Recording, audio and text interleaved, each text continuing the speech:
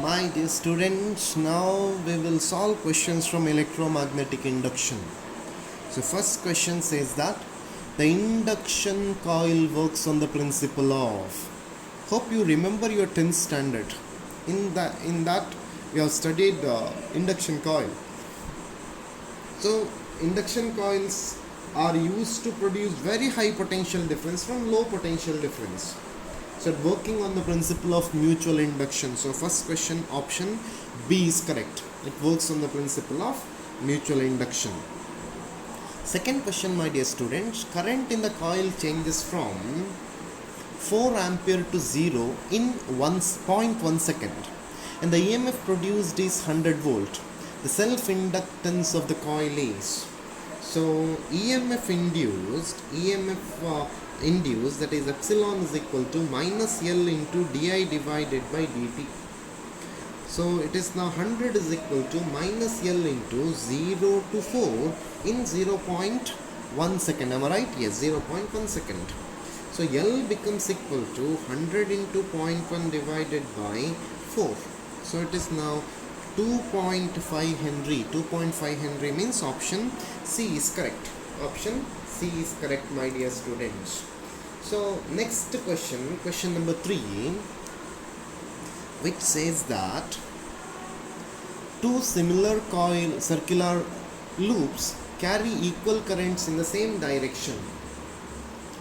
On moving the coil further apart, the electric current will, options are given, electric current will, options are given, remains unaltered, increase in one and decrease in second, increase in both and decrease in both. So similar coils carry equal currents in same direction. On moving the coils, obviously there must be change. Two circular loops carrying current in the same direction will attract each other.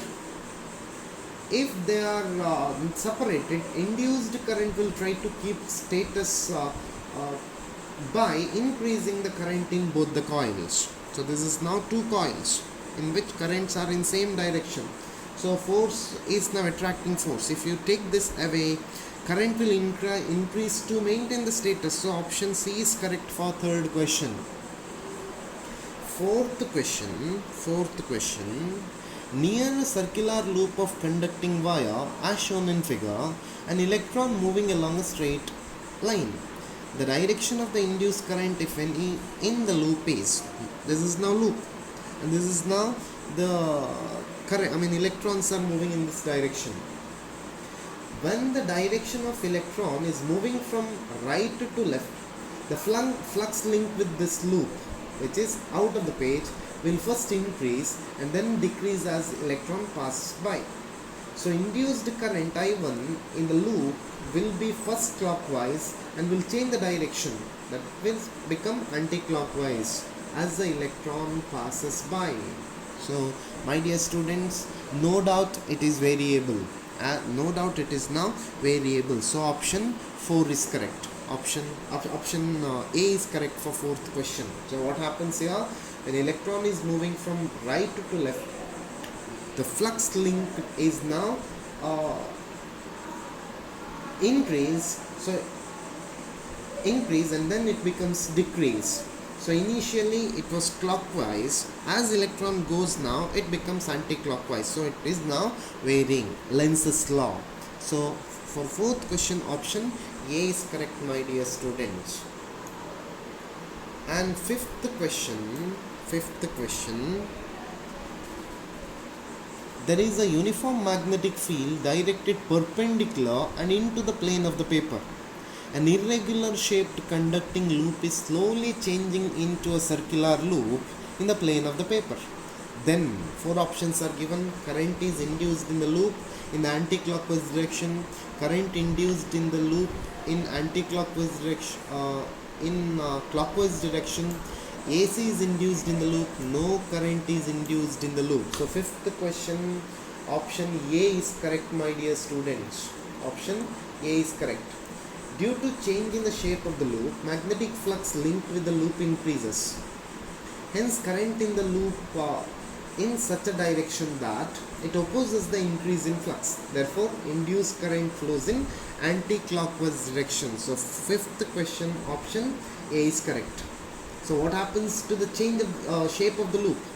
It changes. So, magnetic flux linked with the loop increases. Hence, current induced in the loop will be opposing the increase in flux. Lenz's law. Induced current is in anti-clockwise direction. So, fifth question, option A is correct. We will move to sixth question now. The energy stored in an inductor of self-inductance L Henry carrying current of I ampere is. Energy stored is direct question, so U is equal to half Li square. So option B is correct. Option B is correct for sixth question. Seventh question, my dear students, direction of current induced in a wire moving in a magnetic field is found using. It is no doubt, direction of current induced in a wire moving in magnetic field can be identified with the help of Fleming's right hand rule. Fleming's right hand rule. So option B is correct. Seventh question, option B is correct. Eighth question, my dear students, two identical circular coils A and B are kept on a horizontal tube side by side without touching each other. If the current in the coil A increases with time, in response the coil B, it is now repelling. So current in the coil increases with time. So current in the coil B also increase in other direction. So it must be repel. So option C is correct for eighth question. Option C is correct for eighth question.